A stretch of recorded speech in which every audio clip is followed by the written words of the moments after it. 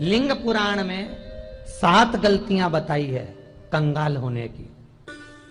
ये गलती अगर आपने भी करी है तो जिंदगी में कितना भी पुण्य करोगे उसका फल नहीं है। आज की कथा को लिखकर रखना, शायद तुम्हारी जिंदगी संवर जाए। लिंग पुराण में 7 गलतियां बताई है व्यक्ति को बर्बाद होने की। पहली गलती है, उसमें से अगर आप स्वीकार कर रहे हैं ये गलती तो समझ लो कि गलती आपने करी है। गंगा जल तो बुलवाया टैंकर भरकर, 21,000 बेलपत्र भी समर्पित कर रहे हो। आप मंदिर के अंदर बैठ गए, दर्शन करने वाला आता रहा, किसी को अंदर प्रवेश नहीं दिया। आप गंगा जल चढ़ाते रहे, आप बेलपत्र चढ़ाते रहे, आप स्वयं पूजन करते रहे, और दूसरा व्यक्ति ना जाने किस भाव से, किस रूप में आकर भगवान की सेवा करना चाहता था। पंडित जी ने आपके चक्कर में उसको जल नहीं चढ़ाने दिया, पंडित जी ने आपके चक्कर में उसको बेलपत्र नहीं चढ़ाने दिया। पहली गलती यह हो गई कि भगवान के भक्त को भगवान से दूर कर दिया गया। अब उठा लो श्रीमद् भागवत, भगवान से भगत को दूर कर दे उसको शंकर कभी क्षमा नहीं कर सकता। इसलिए बर्बादी का पहला कारण आप भक्त और भगवान में दूरी बना दी। दूसरा कारण, भगवान की जब पूजन कर रहे हो, 21,000 बेलपत्र चढ़ा रहे हो, गंगा का जल चढ़ा रहे हो, चंदन चढ़ा रहे हो, अबीर चढ़ा रहे हो, गुलाल चढ़ा रहे हो, तो तुम्हारे भीतर ये अहंकार, जब तुम पूजन करके उठो तो उठते समय तुम्हारे भीतर अभिमान नहीं होना चाहिए कि मैंने जो अनुष्ठान करा उसके बराबर कोई नहीं कर सकता। तीसरा कारण कहा कि भगवान की सेवा तो आप कर रहे हो, भगवान की चाकरी में तो आप लगे हो, भगवान की आराधना भी कर रहे हो, दिया भी लगा रहे हो, धूप बत्ती भी लगा रहे हो, स्नान भी करा रहे हो, पंचामृत स्नान भी करा रहे हो, सारी पूजन अर्चना सब तुम कर रहे हो।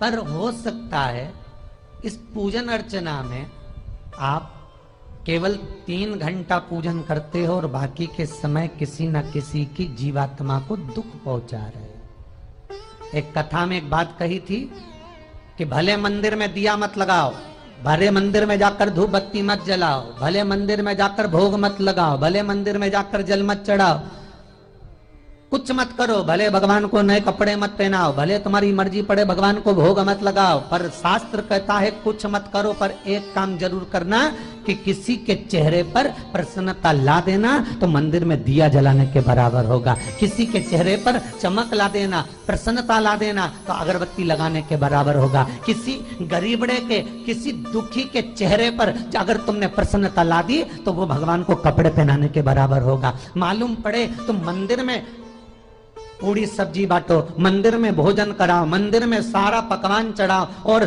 कोई तुम्हारे कारण अगर दुखी है तो तुम्हें वो सुख का भान नहीं हो सकता। तीसरा कारण है हमारा, वो सुख नहीं मिल सकता। चौथा कारण है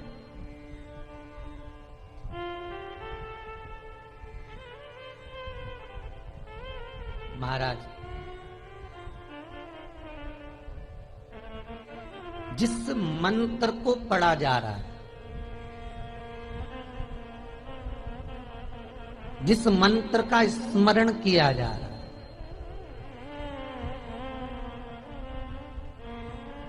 जिस भगवान की माला को हम जप रहे हैं, हम पाठ कर रहे हैं, उसमें त्रुटि। उठा लीजिए दुर्गा सप्तशती। दुर्गा सप्तशती का हिंदी अनुवाद में एक थोड़ा सा दृष्टांत दिया है, आपको मालूम होगा।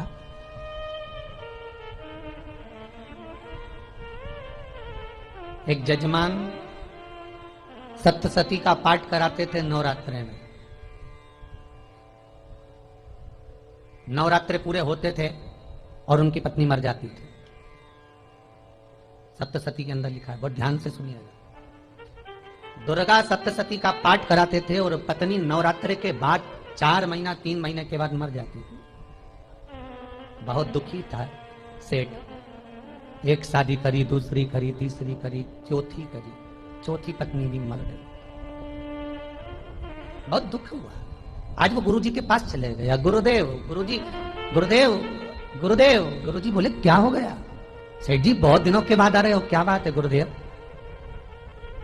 मेरे को एक बात समझ में नहीं आती कि मैं नवरात्रि में सप्तशती का पाठ कराता हूँ, देवी जी का यज्ञ करवाता हूँ, माता रानी को चूनर पहनाता हूँ, उनको सुंदर बिछुड़ी पायल चुनरी सब पहनाता हूँ, कन्याओं का भोजन करवाता हूँ, भंडारा करवाता हूँ, जवारे बोता हूँ, अखंड ज्योत लगाता हूँ, पर नवरात्रि जैसे ही पूरी होती है उसके 2 महीने 3 महीने बाद मेरी पत्नी क्यों मर जाती है? 4 पत्नियां मेरी मर चुकी हैं, 5वीं मैंने शादी करी है। गुरुदेव आप कृपा करिएगा, कुछ तो बता दीजिए, कुछ करुणा कर दीजिए। गुरुजी बोले जब तू सब कुछ अच्छा कर रहा है, ज्योत भी जला रहा है, कन्या भोज भी करा रहा है, चुनरी भी चढ़ा रहा है, भंडारा भी कर रहा है, ज्योत भी लगा रहा है, जवारे भी बो रहा है, माता रानी की सेवा भी कर रहा है, अखंड रात्रि व्रत कर रहा है, सब कुछ तूने करा, यज्ञ भी करा, फिर तेरी पत्नी क्यों मर सकती है? ऐसा हो ही नहीं सकता। नहीं गुरुदेव, मेरी 5वीं शादी है गुरुदेव, अब की बार आप कृपा करिए। गुरुजी ने कहा तेरे पंडित जी को अनुष्ठान पर बुला, मैं कमरे में बैठकर सुनूंगा सप्तशती का पाठ, तब मैं ध्यान करूंगा। गुरुजी अंदर के कमरे में जाकर बैठ गए, ब्राह्मण पाठ करना प्रारंभ करा और ब्राह्मण ने पाठ करना प्रारंभ करा। उसमें एक शब्द आ गया, भार्यन्तु भक्षन्तु, भार्यन्तु भक्षन्तु।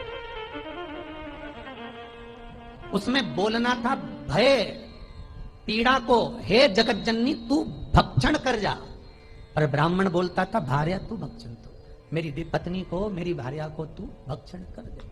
पंडित जी जैसे ही बोले, गुरुजी बाहर निकल कर आ गए। पंडित जी को रोका, रुकिए गुरुदेव, आप हर साल अनुष्ठान कर रहे हो जजमान के यहाँ और बोल देते हो भार्यन्तु भक्षन्तु, हे देवी तू मेरी पत्नी को खा जा, तो माँ हर बार उस पत्नी को निगल जाती है। निवेदन है, शब्द सुधार लीजिए, शब्द ठीक है। चौथा कारण है कि आप जो पाठ कर रहे हो, आप जो पूजन कर रहे हो, आप जो अनुष्ठान कर रहे हो, उसमें कुछ ना कुछ गलती जरूर हो रही है। ये चौथा कारण है। एक बार पूरे घर के लोगों को बिठाओ, अपने घर के लोगों को, मम्मी से पूछना, मम्मी तुम कौन कौन सा पाठ करती हो? एक बार मम्मी से पूछना, फिर एक बार पापा से पूछना, पापा आप कौन कौन सा पाठ करते हो सुबह? फिर बहू से पूछना, भाभी आप कौन कौन सा पाठ करती हो? फिर छोटी दुल्हन से पूछना, छोटी दुल्हन तुम कौन कौन सा पाठ करती हो? भैया आप कौन कौन सा पाठ करते हो? आप कौन कौन सा पाठ करते हो? पूछना। जब घर के अंदर बड़ी बहू अलग तरह का पाठ कर रही है, छोटी बहू अलग तरह का पाठ कर रही है, मंजली बहू अलग तरह का पाठ कर रही है, माँ अलग तरह का पाठ कर रही है, पति अलग तरह का पाठ कर रहा है, तो उसका जो प्रभाव है, कौन सी चीज कहां टकरा रही है, जिसके कारण घर में रोग इतना है कि कोई सही होने वाला ही नहीं। अब तुम कहो कि सीवर वाले गुरुजी ने उपाय बताया, हमने बहुत करा, पर सही क्यों? तो सही क्यों नहीं हो रहा है? उसका कारण है या तो बड़ी बहू जो पाठ कर रही है, या सास जो पाठ कर रही है, या पति जो पाठ कर रहा है, नाते जो भी उस घर के अंदर रहकर जो पाठ अर्चना कर रहा है, उसमें जरूर कुछ ना कुछ ऐसा हो रहा है जिसके कारण वो काम नहीं कर पा रहे। उसमें कुछ ना कुछ गलती हो रही है जिसको तुम समझ नहीं पा रहे, जिसको तुम अपने आप को बहुत विचार करते हो कि मेरे बराबर कोई नहीं कर सकता, मैं शंकर की भगत, मैं राम की भगत, मैं कृष्ण की भगत, मैं जो करती हूँ बहुत अच्छा करती हूँ, मैंने जो किया बहुत अच्छा करा, पर हो सकता है उसी कारण आपको दुख झेलना पड़ रहा है। हमने जो दान किया, हमने जो पुण्य किया, हमने जो सत्कर्म किया, वो किस जगह पर लगा? 5वां सूत्र, जो आप दान कर रहे हो, जो आप पुण्य कर रहे हो, सत्कर्म कर रहे हो, वो किस जगह पर लगा? ये 5वां सूत्र। फिर निवेदन करेंगे, गाय, बेटी और लक्ष्मी 50 बार विचार करना, तब किसी को देना। बेटी किसी ऐसे को मत ब्याह देना जो जुआ खेलता हो, मदिरापान करता हो, मांसाहार करता हो, वेश्यावृत्ति करता हो। वो बेटी का सम्मान नहीं करेगा, बेटी रोएगी तो कन्यादान करने वाले को रोना पड़ेगा। दूसरे नंबर पर गौ माता। गाय, ऐसे ब्राह्मण को दान मत देना कि ब्राह्मण के घर में खुद रहने की जगह नहीं और गाय को ले जाकर तुमने दे दिया और उस ब्राह्मण ने जब तक दूध दिया बांध कर रखा, एक तगाड़ी बाल्टी साड़ी के चक्कर में ले लिया, सोने के सींग के चक्कर में ले लिया और बाद में वही गाय कसाई के हाथ में बिक गई और कसाई ने काटा तो बद्दुआ तुमको लगी। बेटी, गाय और लक्ष्मी, पैसा भी किसी ऐसे भिखारी के कटोरे में मत दान देना कि जिसने ले जाकर मदिरापान में लगा दिया, जुए में लगा दिया, वेश्यावृत्ति में लगा दिया। अगर जिस भिखारी के कटोरे में पैसा दिया उसने शाम को ले जाकर मदिरापान में, जुए में लगा दिया, तो लक्ष्मी रोती है कि तूने मुझे गलत जगह पर दिया है, इसलिए अब तुझे रोना पड़ेगा। तब व्यक्ति को रोना पड़ता है, फिर व्यक्ति रोता है। गाय, बेटी और लक्ष्मी 50 बार विचार करो, क्या सही जगह पर दे रहे हो? और अच्छी जगह पर दोगे तो संपदा भी बढ़ती है, सुख आता है। अगर बेटी सुखी रहेगी तो मायके के लोग सुखी रहेंगे, गौ माता सुखी रहेगी तो संसार सुखी रहेगा। और आपने जो धन दिया, आपने जो पैसा दिया किसी भिखारी के कटोरे में, अगर उसने गलत जगह पर लगाया तो रोना तुमको पड़ेगा। किसी आजकल के भिक्षुकों को अगर रोटी दे दो तो लेते ही नहीं।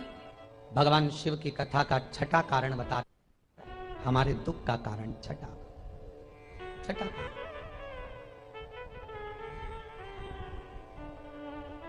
आदर सम्मान में कमी। घर के जो बड़े हैं, घर के जो बुजुर्ग हैं, घर के जो आदरणीय हैं, उनका सम्मान नहीं करता। सुंदर कहा, जिस घर में माँ बाप की इज्जत नहीं होती, उस घर में देखना कभी बरकत नहीं होती।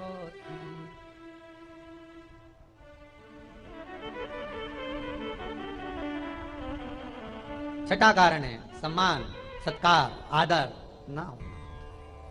जब धन। सातवां कारण, ये अंतिम कारण है। जितने लोग कर्जे में लदालू में, जितने लोग दुखी हैं, जितने लोग तकलीफ में, आज की कथा को बहुत दिल से सुनना, अपनी गलती को जरूर छांटना। मुझे विश्वास है मेरा भोलेनाथ, आप अगर गलती को स्वीकार कर लोगे तो शंकर वापिस आपको करोड़पति बना देगा, लखपति बना देगा। शंकर आपके भंडार फिर भर देगा। 7 कारण में से अपनी गलती को जरूर छांटना साहब कि आपने गलती कौन सी करी, और अपनी गलती को छांट ले, यही सबसे बड़ी बात है ना। लोग सुनने के बाद भी नहीं छाटेंगे, नहीं मैंने तो कुछ करा ही नहीं, मैं तो कुछ करी नहीं, बस मैं ही तो है, हरी जगदम्बा वो मैं ही फंसा है बीच में।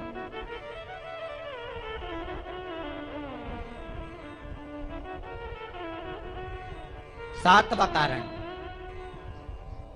महाराज किसी का बेकार धन हमारे घर में आ जाए।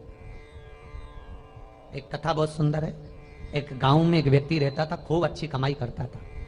पत्नी ने कहा तुम्हारे पास कमाई अच्छी हो रही है तो ये पैसा तो कोई चुरा के ले गया, तो पति बोला क्या करना चाहिए? तो एक काम करता हूँ, बाजार से कोड़ियां खरीद लेता हूँ। कोड़ियां जानते हो, वो ऐसे बच्चे लोग खेलते हैं, कोड़ी खरीद लाता हूँ। अब गांव का व्यक्ति रोज कोड़ियां खरीद के लाए, उनके यहाँ बोरे पे बोरे भरा गए, बारदान पर बारदान भरा गए, पूरा कमरा कोड़ियों से भरा गया। एक दिन राजा बीमार पड़ गया। राजा बीमार पड़ा तो राजा को वेदों ने, डॉक्टरों ने कह दिया इसका एक ही इलाज है, कोड़ियां लाई जाए, कोड़ियों को जलाकर राख बनाई जाए, वो राख राजा के शरीर पर मली जाए। राजा के शरीर पर जब राख को मलेंगे तो राजा ठीक हो जाएगा। राजा ने अपने दूतों से कहा जाओ नगर में कोड़ियां देखो। राजभवन में देखा तो कोड़ी नहीं थी, बाजार में देखा तो कोड़ी नहीं थी, सारा मार्केट घूम लिया, चारों तरफ के राज्य देख लिया, कोड़ी नहीं मिली। राजा ने दूतों से पूछा बात क्या है? दूतों ने बाजार वालों से पूछा भैया कोड़ियां क्यों नहीं है? तो बाजार के व्यापारी बोले महाराज सवेरे सवेरे एक गांव का व्यक्ति आता है, सारी कोड़ियां खरीद कर ले जाता। सारी कोड़ियां? हाँ। उसका पता दो। दुकान वालों ने पता दिया, वो वहां पहुंच गया, उसको डराया राजा के दूतों ने, तेरे पास कोड़ियां हैं? हाँ, पर मैंने अपने पैसे से खरीदी है, फ्री की नहीं है, खूब खर्चा कर कर मैंने कोड़ियां जोड़ी हैं। राजा बीमार पड़ा है, कोड़ियां ला के दे। उसने मना करा, दूतों ने डराया, ठीक है लो। उन्होंने बारदान खोल लिया, झोला खोल लिया, बैग खोल लिया।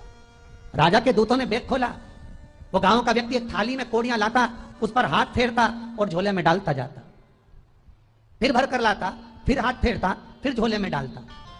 राजा के दूतों ने कहा एक बार में पूरा बारदान उठाकर क्यों नहीं दे देता, ये बार बार हाथ क्यों फेर रहा है?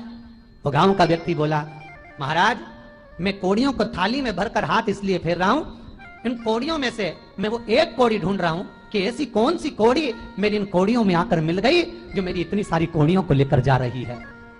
बस वो चरित्र याद करना कि एक कोड़ी हमारे घर में कोई ऐसी आ जाती है जो सारी रखी हुई कोड़ी को लेकर चली जाती है। और जिंदगी में घर में धर्म की, पुण्य की, सत्कर्म की एक कोड़ी ऐसी आ जाती है जो शिव महापुराण की कथा करवा देती है। वो कोड़ी को ढूंढना कि वो कोड़ी कौन सी है।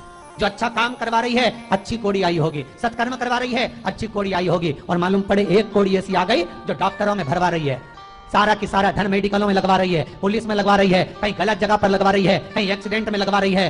जो कोड़ी गलत जगह पर धन को लेकर जा रही है, समझ लेना कि वो कोड़ी बेकार आ गई जो सारा का सारा बर्बाद करने में लगी हुई है। उस कोड़ी को पहचानो कि वो कोड़ी कौन सी है। 7वां कारण शिव महापुराण का, लिंग पुराण का लिख कर रखना कि एक कोड़ी ढूंढना कि वो कोड़ी कौन सी घर में आ गई जो हमें बर्बाद कर कर चली गई। वो कौड़ी को ढूंढिए, वो रुपये को ढूंढिए। वो 1 रुपया कौन सा आ गया, वो धन कौन सा आ गया जो हमें बर्बाद कर गया। कैसा आया?